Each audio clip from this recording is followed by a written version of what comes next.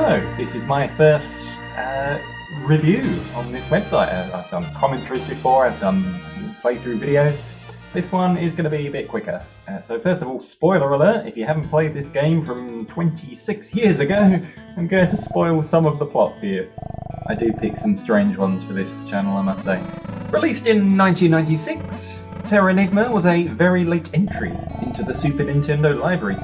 Bear in mind, this is around the time of the Sega Saturn, the PlayStation, the N64, they'd all been released around this point.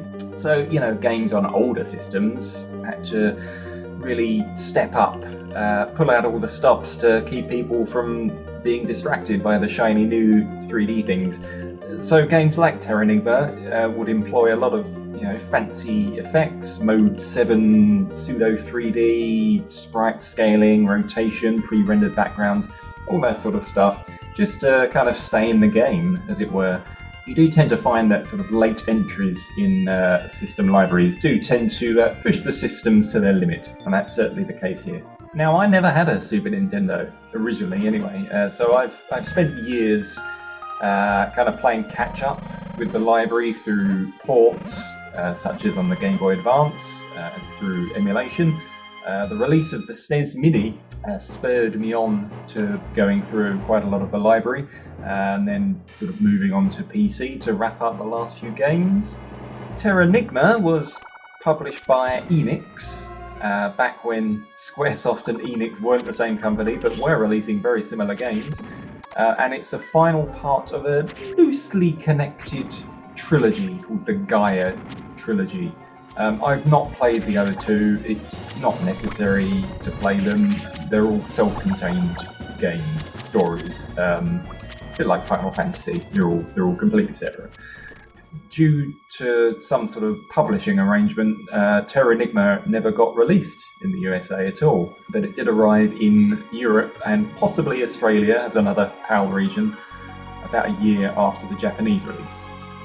So what is it? Well, it's an action RPG. It takes place on a slightly weird condensed version of the real world, Earth, and as the player character Ark, you are tasked with restoring life to the surface world after some unknown force brings life on the surface to an end. So you start with reviving plants, then birds and other animals, before eventually resurrecting human civilizations. This latter part, reviving humans, takes up probably the second half of the game. And as you travel between small human settlements from one to the other, you get to help them develop from these little tiny villages into sort of larger towns and then eventually into cities. You improve the local economy and the communication links by way of side quests, most of which are optional. So you can, make these towns bigger or not. There's a few things you have to do in order to progress, but beyond that, it's kind of up to you. During the second half of the game, when you're mostly going around human societies, you lose the ability to talk to plants and animals, which you can do in the early part of the game. So, in terms of combat, the combat is real-time. It's not too dissimilar to something like Zelda or Alundra or one of the Mana games. It's a bit more immediate and a bit more responsive, and it's quite good. You use a staff or a pole of some kind that you can upgrade, you can replace with stronger versions as you find them, and your armour, similarly, is just a single piece of armour that you can upgrade. You can go to shops and buy new ones. And the enemies drop gold, which you can use to buy things. Using just an attack button, a jump button, and a dash button, you can do quite a wide variety of attacks, lunging attacks, jumping attacks, kind of rapid fire attacks, and you fight your way through various dungeons. Some are quite short, some are quite long. The combat is simple, but it's pretty fun. I think just going around hitting things with your pole is quite good. There's just not enough of it, I don't think. There's not enough sort of dungeoning and combating and puzzle solving. Instead, what there is quite a lot of slow, busy work. You travel here and there between towns, between villages, whatever, generally trying to trigger the next event, often by talking to a person. Sometimes you have to talk to the exact person in the exact circumstance, sometimes whilst holding the exact item that you need, or you have to talk to someone and then talk to someone else and then go back to the original person. It isn't always obvious what you have to do. I will be honest, I did a few times have to resort to a walkthrough because otherwise I was just going to give up. To be honest, I was getting a bit bored with it.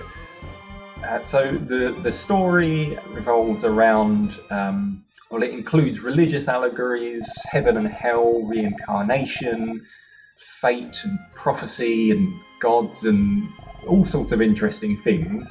But the script is not very good, or rather the English translation is fairly poor. And I mean, that's not uncommon for games of that era. Translations into English from Japanese often weren't particularly good, or they have a few sort of now slightly dated cultural references or things like that. So it's not uncommon for games like that to be a little bit iffy, particularly when your text size is quite big, your text boxes are limited size. You can't be very verbose. The musical score, on the other hand, is quite nice.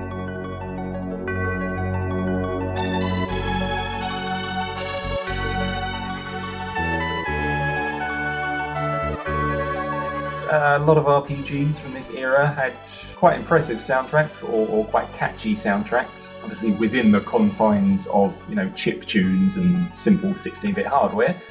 I have heard better. I mean, I think games like Chrono Trigger, Final Fantasy VI, I think they have some of the best musical scores on the Super Nintendo. But I've heard a lot worse too, and I think the music in Terra Enigma is perfectly fine. And overall, it's fine. It's not a terrible game. It just struggled to hold my interest. The in-game clock thinks I spent about 18 hours with it. I don't trust the in-game clock. I think it runs rather slow, and it was could have even been double that. I have no idea. It felt quite long by the end, though. I'm glad I played it. Crossed it off the list. Does a lot of things right. Graphics are very good. Interesting story. It's just I wouldn't play it again. It crossed that line into tedium a few times for me. I don't think I have much interest now in playing the other two Gaia games, but hey, if you think I'm missing out and need to give them a go, let me know in the comments. I'm not going to give this one a score. I don't do scores. If you've listened to my review, you know what I think of it. You've seen some footage of it. What more do you need? It's better than, say, I don't know, Alundra, which is a really not fun game. It's probably on par with something like Secret of Mana, which I thought was pretty good, not great.